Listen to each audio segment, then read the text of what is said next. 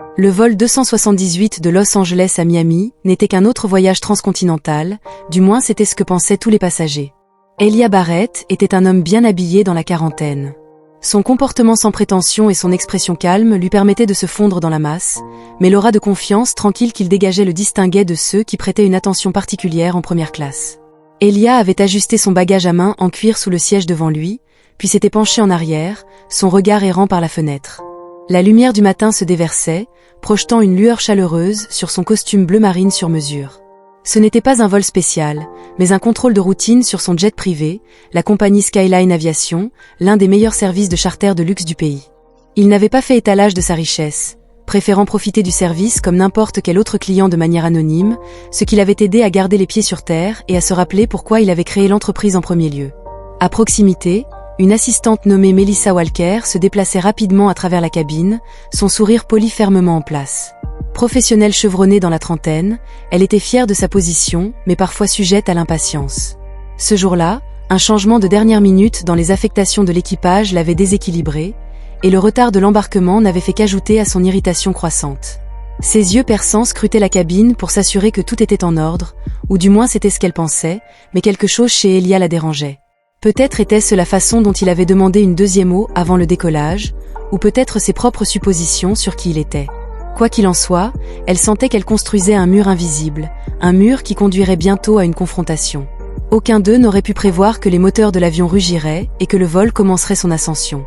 Les passagers s'étaient penchés en arrière, faisant défiler leur téléphone ou feuilletant des magazines. Melissa s'était approchée de la rangée d'Elia, son sourire tendu. « Monsieur, assurez-vous que votre plateau est en place », avait-elle dit d'un ton qui manquait de sa chaleur habituelle. Elia avait levé les yeux, son ton poli mais ferme. Melissa avait fait une pause, ses yeux se plissant légèrement. Elle pouvait sentir la tension monter, mais elle l'avait écartée, pensant que ce n'était qu'un autre vol. Cependant, ce qui avait commencé comme un petit malentendu était sur le point de dégénérer en quelque chose de bien plus explosif, laissant tout le monde à bord stupéfait alors que l'avion se stabilisait à l'altitude de croisière.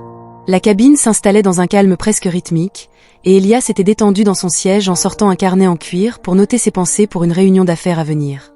Melissa gardait cependant un œil sur lui, même si elle n'était pas entièrement sûre de la raison pour laquelle quelque chose chez lui semblait la défier, et sa frustration latente avait trouvé une cible facile.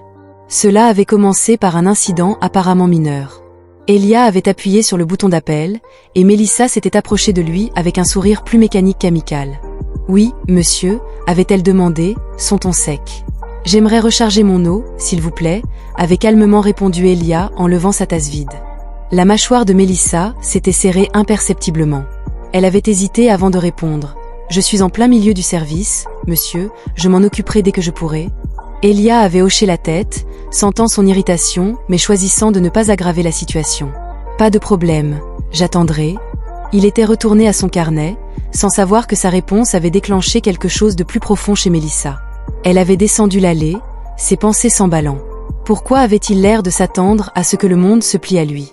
Ce n'était pas la première fois qu'elle ressentait cela pour un passager, mais cette fois, c'était personnel, même si elle ne pouvait pas expliquer pourquoi. Quelques minutes plus tard, alors qu'elle revenait avec le chariot à boissons, Elia avait appuyé à nouveau sur le bouton. Melissa s'était arrêtée à mi-chemin et l'avait regardé avec un agacement visible. « Monsieur, je vous ai dit que je vous rejoindrais. » Elia avait levé les yeux, son expression ferme mais interrogative. « Vous m'avez dépassé 2 fois maintenant. J'ai seulement appuyé sur le bouton parce que je pensais que vous aviez pu oublier. » Les mots, calmes mais tranchants, étaient suspendus dans l'air, et quelques passagers dans les rangées voisines avaient jeté un coup d'œil, sentant la tension.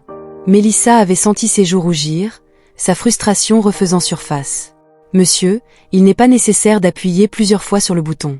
Nous avons un système et je vous servirai quand ce sera votre tour. »« Je comprends », avait dit Elia, sa voix restant calme, « mais si vous êtes en colère, nous pourrions peut-être résoudre ce problème sans public. » C'était trop pour Melissa. Son ton n'était pas calme, il était condescendant. Elle s'était rapprochée, se penchant légèrement dans son espace. « Excusez-moi », avait-elle sifflé, sa voix basse mais suffisamment aiguë pour que les passagers environnants l'entendent. Elia n'avait pas tressailli. « Je pense que vous avez mal compris mon intention. Je demande simplement une courtoisie élémentaire. » À présent, la tension était palpable. Un homme assis au 2e rang avait chuchoté à sa femme ce qui se passait. Le collègue de Melissa dans l'équipage lui avait lancé un regard inquiet, secouant subtilement la tête comme pour lui faire signe de reculer, mais il était trop tard. Sans réfléchir, Mélissa avait craqué. « Vous n'avez pas le droit de me faire la leçon sur la courtoisie, monsieur », sa voix s'était élevée, attirant l'attention de presque tout le monde en première classe. Puis il y avait une gifle, pas forte mais suffisamment pour plonger la cabine dans un silence stupéfait. Elia s'était légèrement penché en arrière, sa main effleurant instinctivement sa joue là où sa main avait atterri. Son expression avait changé, non pas de colère mais de quelque chose de plus perçant, comme de la déception.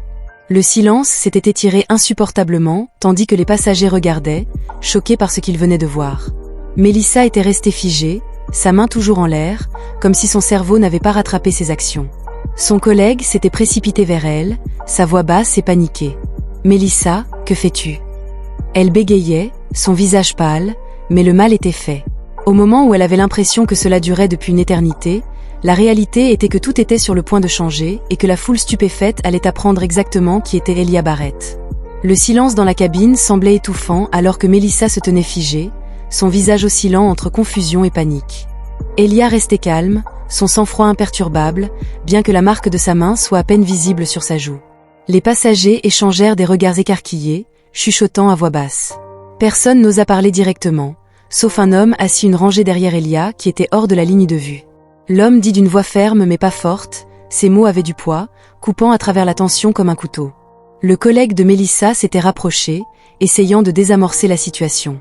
Mélissa recula, il murmura de toute urgence. « Tu dois arrêter ». Mais Mélissa ne bougea pas, sa respiration était superficielle, son esprit s'emballait alors qu'elle essayait de comprendre l'énormité de ce qui venait de se passer. Elia brisa finalement le silence, sa voix mesurée et calme, mais il y avait un côté indéniable à ses mots.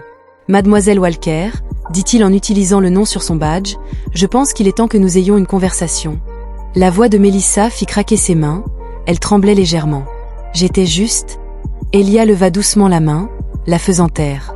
Son ton n'était pas agressif mais autoritaire. « Pas ici, dit-il. Mais vous voulez parler ?» Le collègue de Mélissa, un assistant principal nommé Greg, intervint rapidement. « Monsieur, je m'excuse profondément pour cet incident. S'il vous plaît, permettez-nous de régler les choses. » Elia tourna son regard vers Greg en lui faisant un petit signe de tête. « Tu devrais peut-être appeler le capitaine, dit-il simplement. » La pièce sembla rétrécir alors que le poids de ses mots s'abattait sur tout le monde. Greg hésita un instant avant de se diriger vers le cockpit, laissant Mélissa debout là, pâle et incertaine. Elia fouilla dans sa poche et récupéra son téléphone tout en parcourant ses contacts. Quelques passagers se penchèrent plus près, curieux de savoir ce qu'il faisait. C'est à ce moment-là que quelqu'un halta. « Oh mon Dieu !» murmura une femme à son mari, « c'est Elia Barrett, il est propriétaire de cette compagnie aérienne. » L'effet fut instantané. Les murmures devinrent plus forts et tous les regards se tournèrent entre Elia et Mélissa, qui tremblait visiblement. Ce que Mélissa a demandé, sa voix était faible alors que ses yeux parcouraient la cabine. Un homme d'âge moyen, à 2 sièges de la intervint, presque incrédule. C'est l'homme qui possède Skyline Aviation. Mélissa cligna des yeux, les mots la frappant comme un train de marchandises. Elle bégaya. « De quoi tu parles ? C'est juste un passager. » Elia leva les yeux de son téléphone, rencontrant son regard avec une intensité inébranlable. « Mélissa, dit-il, sa voix basse mais ferme, je ne suis pas seulement un passager, je suis le PDG de Skyline Aviation et vous représentez mon entreprise en ce moment. » Le poids de sa déclaration l'avait frappé comme une vague. Ses genoux semblaient faibles. Les murmures parmi les passagers étaient devenus plus forts. Certains avaient sorti leur téléphone pour prendre des photos et enregistrer la scène. Le visage de Mélissa était devenu cramoisi alors qu'elle réalisait l'ampleur de ce qu'elle avait fait. Greg était revenu avec le capitaine quelques instants plus tard, son visage affichant un mélange de confusion et d'alarme. « Monsieur Barrett, commença prudemment le capitaine, nous avons été informés d'un incident. Comment souhaitez-vous que nous procédions ?» Elia jeta un coup d'œil à Mélissa, qui avait maintenant l'air de vouloir disparaître dans le sol. Il laissa échapper un long soupir, son expression s'adoucissant légèrement. « Gérons cela professionnellement, dit-il. Pour l'instant, j'aimerais avoir un mot privé avec votre équipage. » Mais ce n'était que le début. La révélation n'était que le commencement d'une journée que personne sur ce vol n'oublierait jamais. Le capitaine escorta Elia jusqu'au petit salon de l'équipage près de l'avant de l'avion, laissant Mélissa dans la cabine principale où elle se tenait. Les yeux des passagers étaient fixés sur elle, brûlant dans son regard. Greg lui chuchota de prendre place, mais elle refusa, sa fierté et la panique l'avaient figée sur place. Les murmures autour d'elle devinrent plus forts et des bribes de conversation flottèrent dans la cabine. Je ne peux pas croire qu'elle ait fait ça, chuchota quelqu'un. Gifler son propre patron, c'est un suicide professionnel. Est-ce qu'elle savait même qui il était? L'estomac de Mélissa se retourna alors que les mots la frappaient de toutes parts. Elle essaya de se ressaisir, mais ses mains tremblantes la trahirent. Pendant ce temps, dans le salon de l'équipage, Elia était assis à la petite table, son téléphone posé devant lui. Le capitaine et Greg se tenaient de l'autre côté de lui, leur posture raide de malaise. « Monsieur Barrett », commença le capitaine, sa voix soigneusement mesurée, « veuillez accepter nos plus sincères excuses au nom de tout l'équipage.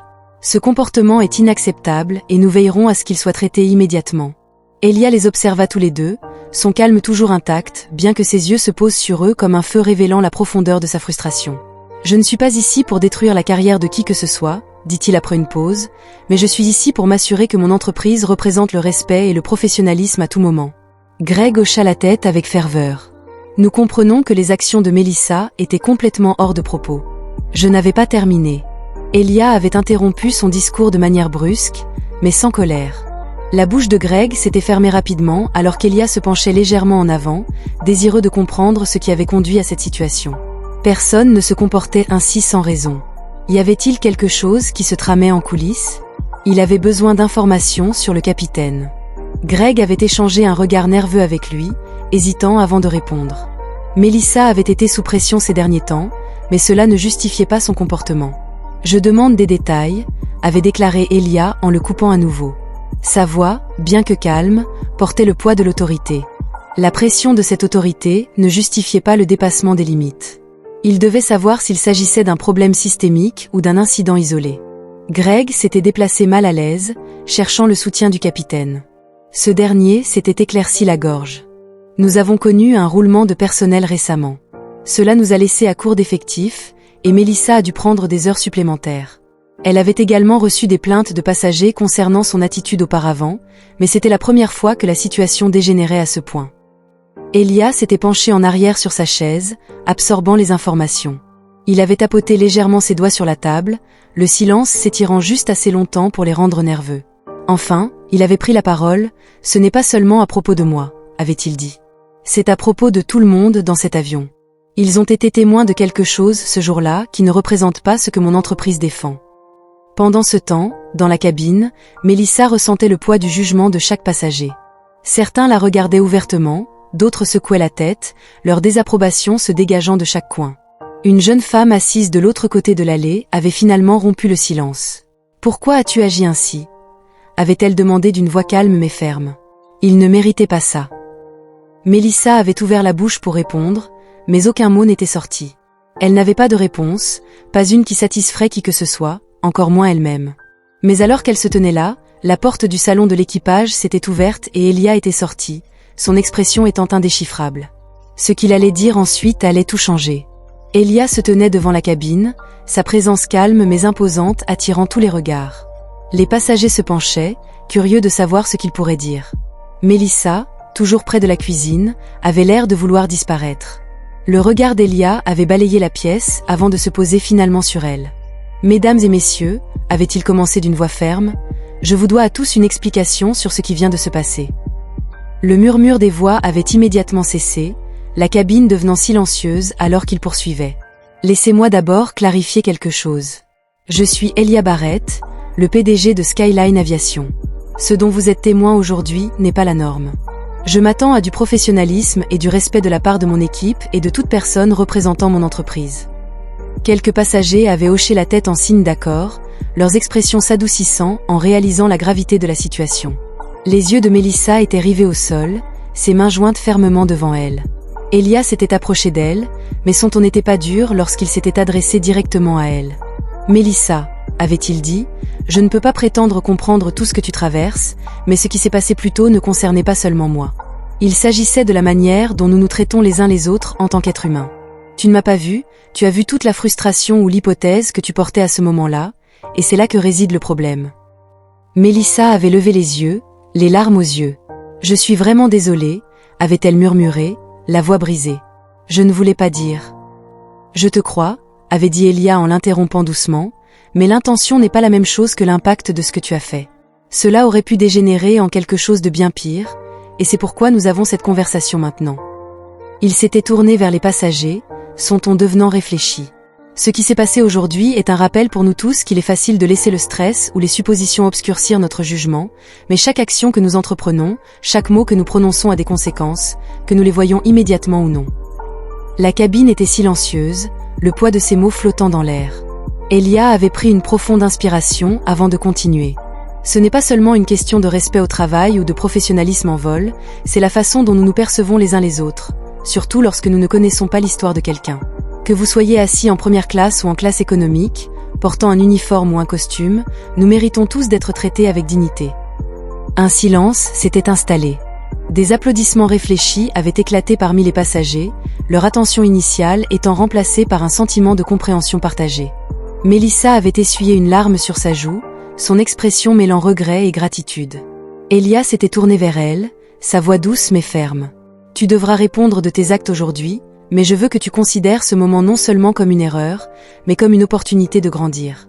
Tu peux faire mieux, Mélissa, et j'espère que tu le feras. » Mélissa avait hoché la tête, sa voix à peine audible. « Merci, je le ferai. » Mais Elia n'avait pas encore terminé. Il avait encore une chose à dire, une étape supplémentaire qui laisserait à tous les passagers une impression durable. Elia avait jeté un dernier coup d'œil autour de la cabine, le poids de ses mots restant dans l'air avant de continuer. Pour ce vol, je veux m'assurer que personne ici ne se sente en danger ou manquer de respect, y compris les passagers et l'équipage. Il s'était arrêté, laissant sa déclaration résonner, puis s'était tourné vers le capitaine. J'aimerais parler en privé avec Mélissa une dernière fois avant d'atterrir. Nous aborderons le reste de cette affaire après le vol. Le capitaine avait hoché la tête et avait fait un geste vers la cuisine où Elia et Mélissa s'étaient dirigés pour leur conversation, loin des regards curieux des passagers. Dans cet espace confiné, Mélissa semblait plus petite, son air habituel de confiance ayant cédé la place à la vulnérabilité. Elle avait croisé le regard d'Elia. « Je sais que je ne peux pas revenir sur ce que j'ai fait », avait-elle dit, sa voix tremblante. « Mais j'ai besoin que tu comprennes à quel point je suis désolée. » Elia l'avait observé un moment avant de répondre. « Je crois que tu es désolée, Mélissa, mais des excuses seules ne régleront pas ce problème. J'ai besoin de savoir que tu prendras cette expérience et que tu la laisseras te transformer pour le mieux. » Mélissa avait hoché la tête avec ferveur, les larmes coulant sur ses joues. « Je le ferai, je te le promets. » Elia avait poussé un lent soupir et avait reculé. Le respect pour Mélissa n'est pas une question de titre ou d'uniforme, c'est une question d'humanité. Si vous ne voyez pas les gens pour ce qu'ils sont, vous finirez toujours du mauvais côté d'une situation que vous auriez pu éviter. Sur ces mots, il était sorti de la cuisine et était retourné à son siège. Les passagers l'avaient regardé, leurs yeux remplis d'un mélange d'admiration et de gratitude. Mélissa n'était pas retournée immédiatement dans la cabine. Elle était restée dans la cuisine à réfléchir à tout ce qui venait de se passer alors que le vol approchait de sa destination. Elia avait fait une dernière annonce. « Merci à tous pour votre patience aujourd'hui. J'espère que cette expérience nous rappelle l'importance de nous traiter les uns les autres avec respect, peu importe d'où nous venons ou ce que nous faisons. Essayons tous de faire mieux. » Lorsque l'avion avait atterri à Miami, Elia était descendu tranquillement, laissant derrière lui une cabine remplie de passagers qui avaient été témoins de quelque chose de bien plus significatif qu'un vol ordinaire. En entrant dans le terminal, quelques personnes avaient applaudi, non seulement pour son statut, mais pour la dignité et la sagesse dont il avait fait preuve. Mélissa était restée en retrait pour faire face aux conséquences de ses actes, mais quelque chose avait changé en elle. Ce n'était pas seulement une fin pour elle. C'était un nouveau départ où elle pouvait enfin voir le monde et les gens qui l'entourent avec des yeux plus clairs, car parfois, les leçons les plus marquantes sont celles qui nous poussent à devenir de meilleures versions de nous-mêmes. Des histoires comme celle-ci nous rappellent le pouvoir du respect, de l'humilité et de la compréhension. Il est facile de faire des suppositions ou de laisser nos frustrations prendre le dessus, mais les conséquences peuvent dépasser ce que nous imaginons. Que cette histoire nous rappelle de faire une pause, de réfléchir et d'agir avec bienveillance, même lorsque c'est difficile. Si cette histoire a résonné en vous, n'oubliez pas d'aimer, de commenter et de vous abonner. Votre soutien nous aide à vous apporter des récits plus significatifs qui inspirent le changement. Rendez-vous dans la prochaine vidéo.